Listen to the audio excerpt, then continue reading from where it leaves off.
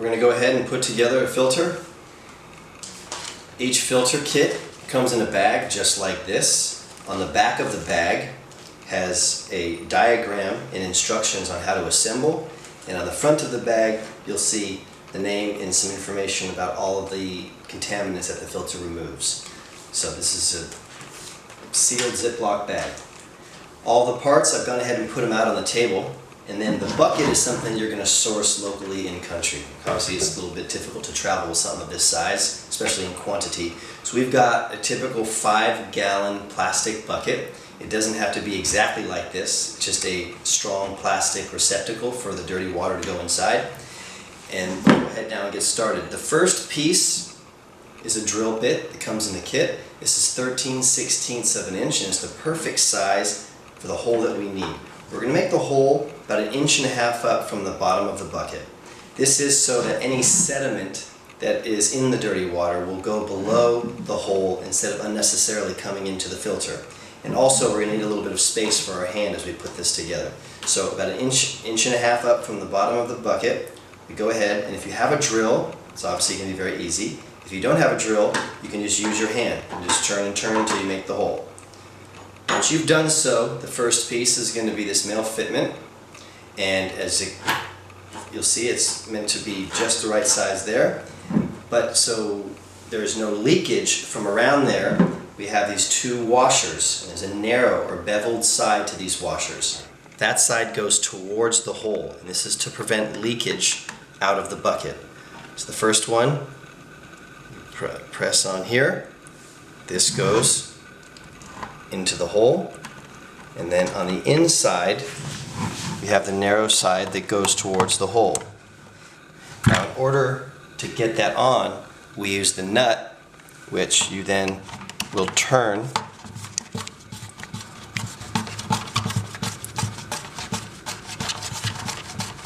all the way until snug.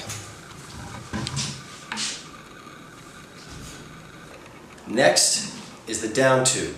The down tube, we go ahead and push this on the nipple all the way so that it's flush against the plastic. And then on the other end is the other gray fitment, and this goes inside there. That too, so it's flush against the plastic. Next is the filter. You'll be able to tell which end is which. Right now we have a cap on the spout side, but the flow arrows show that dirty water goes in one side, clean water out the other. So on the dirty water side, there are threads here, and we're going to go ahead and turn the filter, and you'll see as it goes all the way on, it'll become snug while there's still some threading left. Don't worry, it's not that you haven't pushed it on far enough, that's just extra. Once you feel it tight, that's fine. Then we have a hook. The hook, we will go ahead and slide around the smallest part here, the down tube, and then wrap up around the collar of the filter. Once you've done so, this hook is meant to keep the filter in an off position, and then you may remove that and put it in an on position. So there's your very simple assembly. Now for operating, when you have this cap on, which is covering the spout, 2 purposes. It's preventing water from flowing, so it acts as an off switch, but it's also keeping the spout clean so that anything that comes through here is consumable and there's no worry of recontamination if this has been sitting out. So once you've taken the cap off, you lower the filter and water will flow.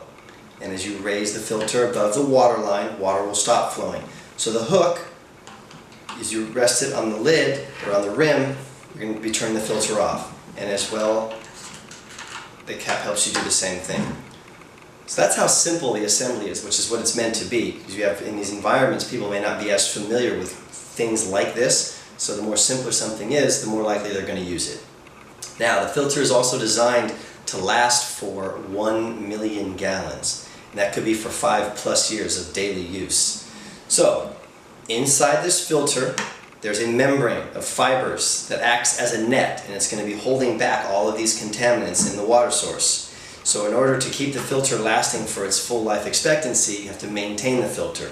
That's where we have this syringe. The syringe will be used to get water from a clean source. So before you want to maintain your filter, it's a good idea to use the filter, to use the last of it for clean water. Once you've got a glass full of clean water, you can go ahead and disconnect the filter. Now this will tend to squirt if there's water in the bucket, so you want to hold that up, especially if you're doing a demonstration. And then the hook can help you hold the squirrely gray tube. We use the hook side around the tube and then this around the rim again. So that'll be held in place. Now you've got the filter. Again, from the arrow is dirty water this side, clean water out that side. So when we're going to clean the filter, we're going to send clean water back in. And as you take the cap off, you're going to use the syringe to capture clean water. And then you turn the filter upside down, going against the arrows now. So you've got clean water going in this end. The filter, the syringe fits perfectly into the spout of the filter, and press. And at the other end you'll have everything that was stuck inside. You'll do that 2, 3, 4 times until what comes out the other end is clear. Once it's clear, go ahead.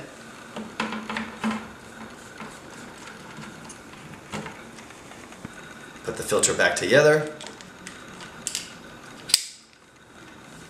Put the cap back on. And the syringe, you're going to want to keep the syringe in a safe place. We always recommend putting it back here and then maybe up and out of reach so that it doesn't go missing. In each kit there's also a sticker which has the cleaning instructions that we just went through together, and that is meant to be applied to your bucket. One, as a how-to, and second is a reminder that this needs to be done. How often, it's going to vary from environment, so it depends on how dirty that water is and if it's coming from a river and there's a lot of sediment, you're probably going to have to clean the filter more often. If the water already appears to be clear, but of course the microorganisms that we cannot see are the most harmful, then you may not have to clean it as often. But try to talk about doing it with regularity. Anything done with routine, people will be less likely to miss the times that it should be cleaned. Now, if this syringe does go missing, like they often do, this is something that sometimes is hard to keep intact. If that does go missing, there's this new little plastic piece that also comes in its own little plastic inside the kit with instructions, and this is meant now to take your everyday water bottle and turn this into a back flushing device. So this plastic piece will screw on the top of the water bottle halfway, and then the filter, as we've seen,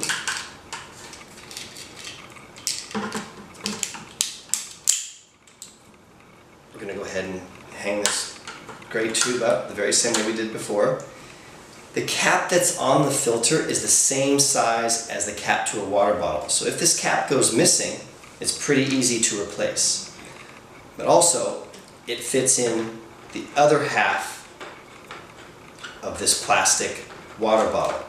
So, in replacing the syringe, we're going to get a typical water bottle, use this, fill it up with clean water, the same way we would to use the syringe water.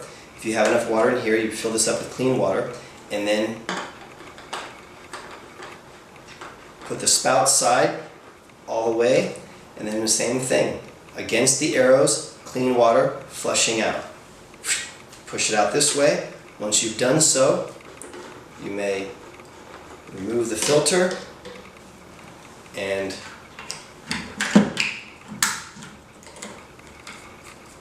put it back together. Put the hook on.